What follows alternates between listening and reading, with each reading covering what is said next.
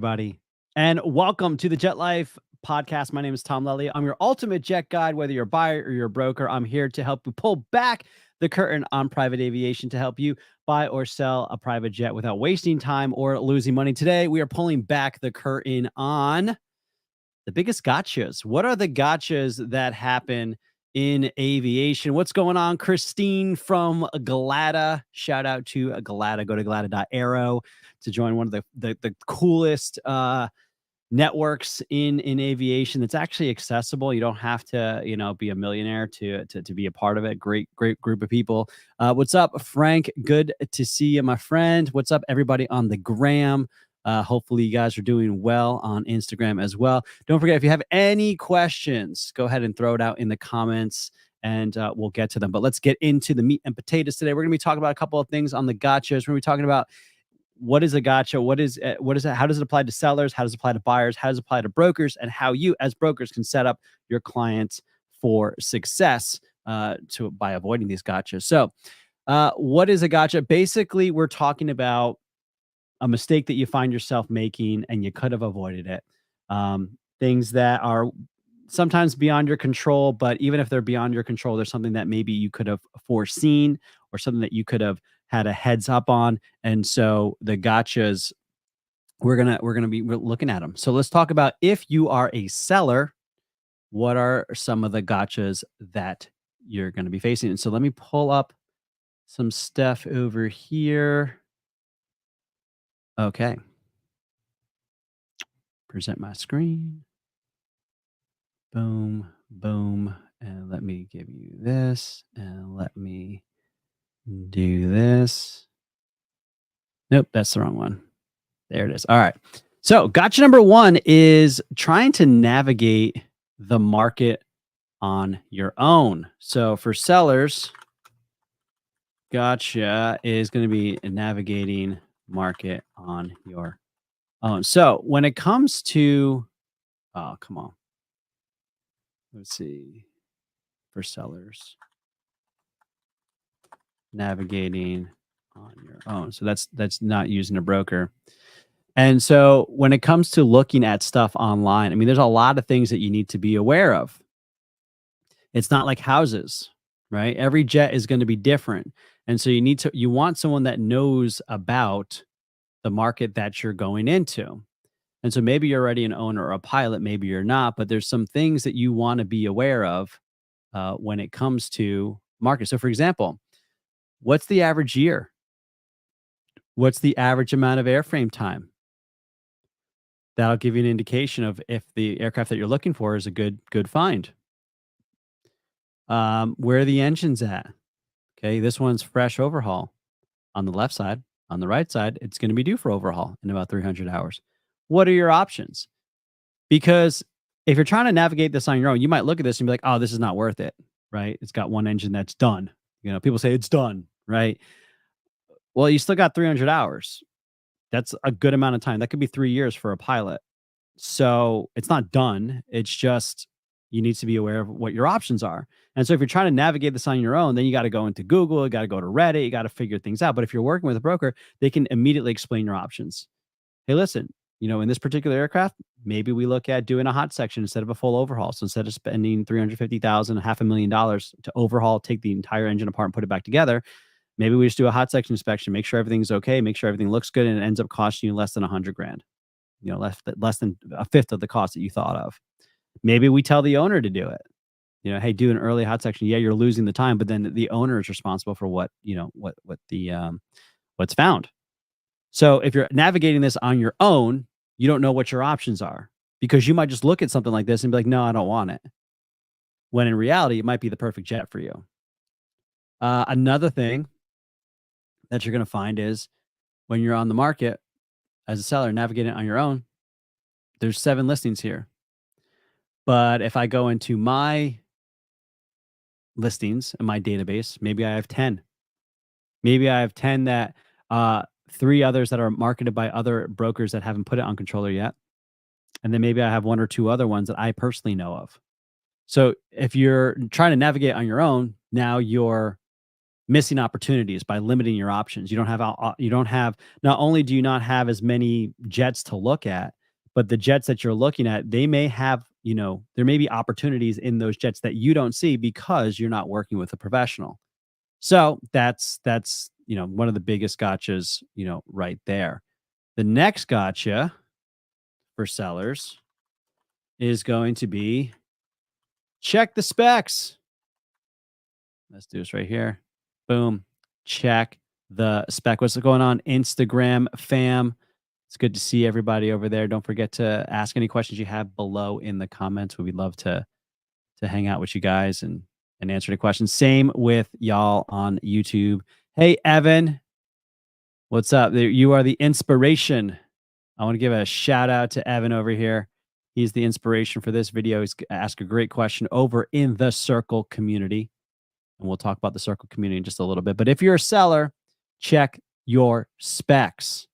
Okay, what I'm talking about is you gotta confirm the details that are being put out there. So for example, if you look at, let's check out this citation 5. Here's the description. Oh, this one's for dry lease. This might not be a good one, but we'll start here. Here's the avionics. Okay, I've had where either I've made the mistake or another broker's made the mistake where they list something on here like a 750. Okay. And then the owner decides, oh, I'm actually taking that out and I'm going to put a 530 in there and I'm going to keep the 750. Well, sellers, make sure that that's not in your ads before, and now you're screwed. Okay. This says it's RVSM compliant. Make sure that's the case. I've had ads that say comes with a life raft. And then the owner decided it's not coming with a life raft. We didn't check the specs. It's very important. Also, so we're confirming the avionics. We got to confirm programs. You might have something that has, let's see if we can find one. Let's see if I know of one. This says the engine's enrolled in the VMAX program. Okay, so what are the details? Is it transferable? What are the details of transferring the program? Are there any extra equipment pieces like engine covers and stuff like that? So check your specs. Very important if you're the seller. Now, kind of akin to this, you want to read the contract. So when we're looking at a contract, let me see if I can pull one up for you guys. If I go to, let's see, purchase agreement template. Here we go. So if I pull up our purchase agreement, which is this is a template. Okay. Some gotchas in the contract that have happened. Aircraft specifications. So down here, when you list the specifications, wait, hold on. It should be, oh, maybe it's not in this one. Sometimes there's an exhibit there that says the specification. It's what I talked about before about the avionics and such. You also want to check out, as a seller, what's the aircraft condition that you're going to be delivering it in. Okay, it looks like it has to have a current certificate of airworthiness, airworthy condition for Part 91 operations. Okay, so double check that because sometimes someone will sneak in there for Part 135 operations. Now, all of a sudden, you've been operating it privately, and someone's asking you to do it for a charter company, and it's not going to be good. Current on all programs, compliant with all ADs and SBs. This is pretty standard stuff, but maybe your aircraft's been sitting there and it's not current. So make sure you don't have the obligation per the contract to make it current when that's not the condition that it's in. Make sure everything's paid through, equipped as in the specification. That's what I was talking about before. No material corrosion. Okay. So make sure that you understand the condition that you're agreeing to put the aircraft in. I had a deal not too long ago where we did a pre-buy and then they came back with all these squawks and the seller was like, oh, no, I'm not going to fix all that. It's too much money. Sir, you have an agreement to fix that stuff. Yeah, well, I'm not going to do it. Now the lawyers are getting involved and now we got to go to settlement and yada, yada, yada, which brings us to like defaults. Not all contracts have defaults in them. I don't know if our template has it by default. um, choice of law is important. I've seen the mistake where the lawyer doesn't change the generic state. So, it's for Iowa, but all the parties are one's in California, one's in Florida, and Iowa has nothing to do with it. You don't want to be stuck there. As a seller, put it in your state so it's to your benefit. Same thing with defaults. What happens if seller doesn't perform? What happens if buyer doesn't perform? Similarly in that regard, we've got something where know your timeline. So here, deliver it. Here's the pre-purchase inspection. Well, when's it going to happen? Within 2 business days after the inspection, he has to do this. So make sure you got timelines in there. Aircraft ability for inspection, accept or reject. So here's one thing, within 2 business days of the buyer's receipt of the inspection report. Sometimes it'll say within 2 business days of the completion of the pre-buy. Well, how do we know when the pre-buy is complete? For our template, we put when we get the report. But if you don't have that in there, it's like, well, we got the report, but we're still not done with our pre-buy, and they can stretch it out. Technically speaking, it's not in there. That could be a gotcha. Okay. Then the buyer can accept, reject, and then, conditionally accept. Now, within the conditional acceptance, sometimes it says here, if the total cost remaining exceeds blank, seller may elect to terminate the agreement. Or it says seller has to agree to fix everything. So buyer can either accept it as is where is, reject it as is where is, or conditionally accept it. And then the seller still has an out. So if you're a seller, you want to know, you want to know. Frank asked a great question about, does the seller state take precedence? It's whoever drafts the contract. It's what you guys agree on. It's some guys don't care, so it's whoever cares more. But yeah, it kind of just depends. So these are some more seller gotchas, especially in the contract. Let me check my notes. Aircraft specs, responsibility to fix stuff. Who's responsible to fix stuff? Maybe C gets deleted and it's just an accept or reject. It's an as is where is deal. And so at that point, what would happen is, if the buyer's not satisfied, he'll say, okay, I reject it. And the seller can come back, or the buyer can come back and say, well, hey, I will buy it if you do X, Y, and Z. At least in that regard, the seller's not on the hook to do it. So that's one way that you can craft the agreement.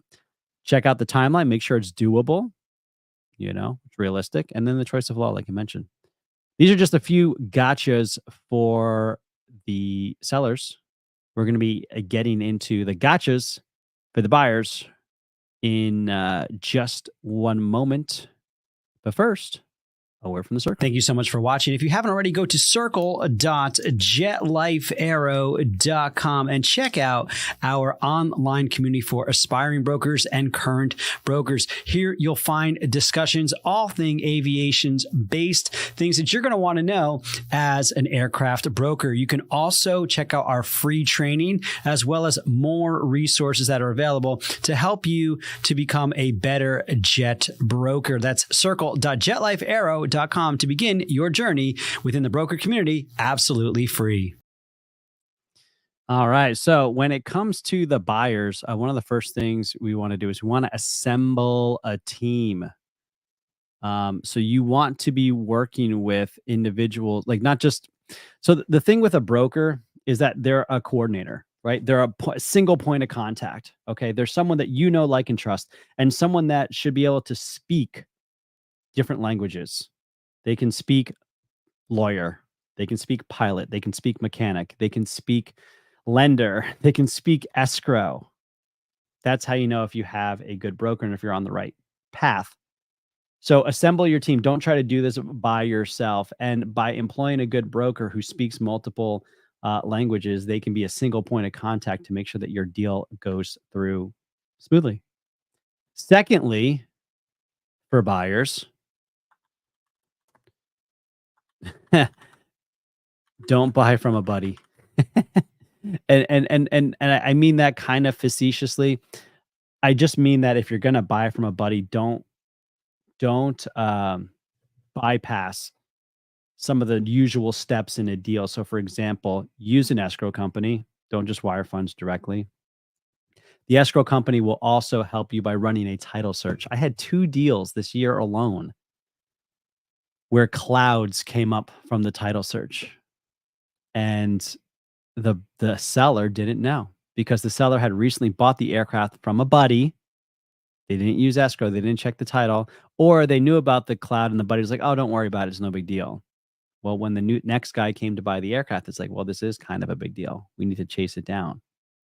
One was, a situation where it was a cloud and they couldn't get a hold of the lien holder, and it was just a thing that just kinda sat there because the lien was actually it was it was held by a county in another state, and that county doesn't hold on to liens or enforce liens past like 5 or 10 years.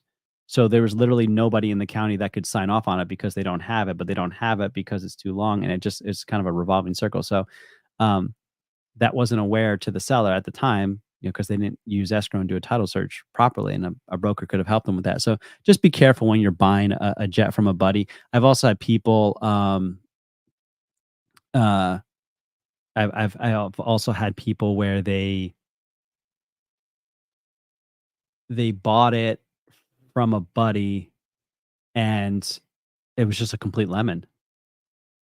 The buyer didn't know what he didn't know. He didn't have anybody working on his behalf, and he bought a complete lemon. So when he went to sell, he had over $100,000 of squawks, things that weren't taken care of the right way. So again, working with a team is crucial. Another question from Frank. If you guys have questions, toss them out there. That's what we're here for. Every single Wednesday, 10:30 a.m. Eastern time. You can check it out on the replay. If you're here live, do you mind, guys?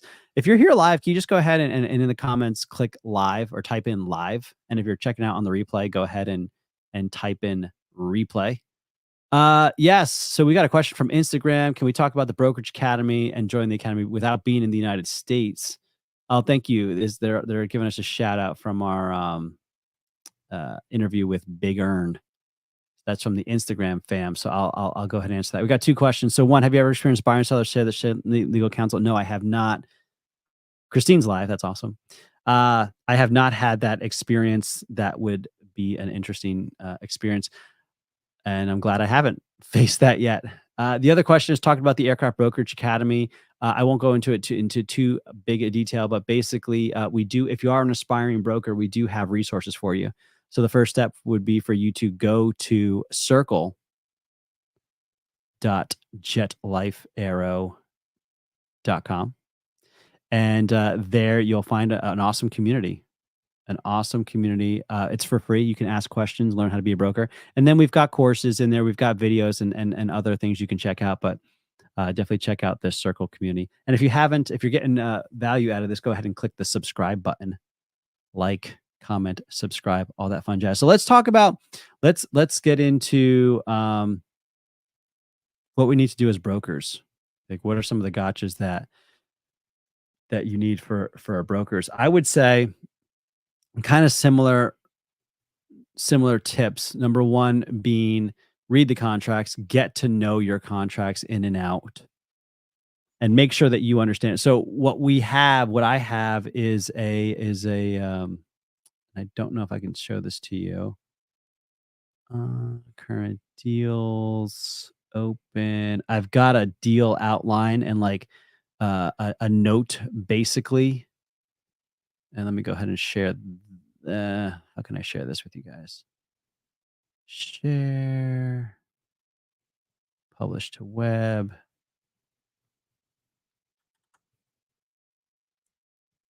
Okay, so that's not going to work today, but we're not going to hold us to that. So basically, I have a checklist that says, here's my purchase price, here's my deposit, here's my escrow, here's my delivery. It's a table, right? And so I have that checklist available to me so I can see the deal in a spit. And as I'm going through the contract, I'm making notes. Okay, where's the pre-buy happening? When's the pre-buy happening? What are the items that we're doing in the pre-buy? Is this accept or reject, or do we have to fix squawks? Is there a state of law? What's the state of law? What are there attorney fees? Is there seller default? So I have a checklist of things I'm kind of as I'm reading, I'm putting it into this table, and we can make this available for you guys. And then at the same time, there's another table in the same note that is the timeline, and I think that's important. Let me just see if I can do generic. So you guys don't see all the information. Let's see. Let me see if I can copy this link and make this work. Okay, here we go. So let me share my screen now. Boom, boom, boom. Whoops. I thought share a video file. Okay, so here's the generic. So as you know, as I'm going through a deal, I have my outstanding on, but here's the deal outline showing exactly, you know, the details of the deal, and then I've got my timeline. When are things supposed to start?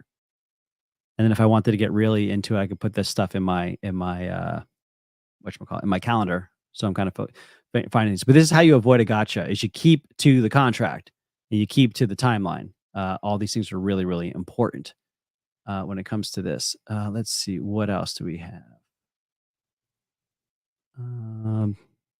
Trust your gut with who you work with. I think that's huge. Oh, I actually have another. Yeah.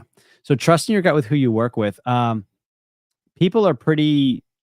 I think if you learn how to read people, it's a huge deal. And so if someone's kind of giving you like, okay, this is probably not real, it's probably not real. Don't try to. It's not Disney, right? It's not the movies where you just, if I hope against hope, if I wish against wish, things will work out. I would just, if there's red flags, it's probably for a reason. And then lastly, and we're gonna give a big shout out right here. I gotta share my Ryan's live. Ryan's live all over the place, my man. The last way to avoid a gotcha. There's two other ways to avoid a gotcha, but they're both the same. Is it's all about the company that you keep. So let me get away from here. I want y'all to check out Glada. It's a great networking organization. If you take a look at, who's in it, some great brokerages, Charlie Bravo. Some, here you've got aviation legal. So you've got a team of lawyers, you've got media groups, you've got pre-buy guys, you've got plain facts listing people, you've got Hertz, tax people. Don't do this alone. This is just, it's a big hairy mess. Don't do this alone. So I highly, you got Aircraft Broker Academy. Hey, Alex, you got to update your logo, you scrub. Okay. Don't do this alone. So Glad is a great place. And, check out the pricing. It's well worth it. $3,500 annually or $875 a quarter. If you're a Jet Life Aero agent, it's one of the benefits. You get to hang out with us. And if you're not ready for that and you just want a place to go for free, then check out the circle.jetlifeaero.com and check it out. I mean, we've got discussions going on. Here's our gotcha call today, but this is where it all came from. Evan shouting out, what are the biggest gotchas? And so we've got a couple answers for him. And so it's a great group. You can actually check out free courses here as well, how to start to becoming a jet broker. So here's the course itself. We got 14 lessons, just added one yesterday. What did I add? Oh, how to start out with research. This is literally this is how you get started as a jet broker. If you were going to be a researcher, if you were to go to a company, if they pay you to sit there and do research, this is exactly what you'd be doing. But you can get started today for free when you're, as you're working your full-time job right now. So yeah. How common is it to be gotcha'd? Great question. It's more common when you're getting started. Let's just put it that way. So I hope this was helpful for everybody. Thank you so much. Don't forget to click that subscribe button if you haven't already. We're here live on Wednesdays, 10:30 Eastern, and you can check out the replay as well. I really look forward to seeing you guys in the Circle community, circle.jetlifeaero.com.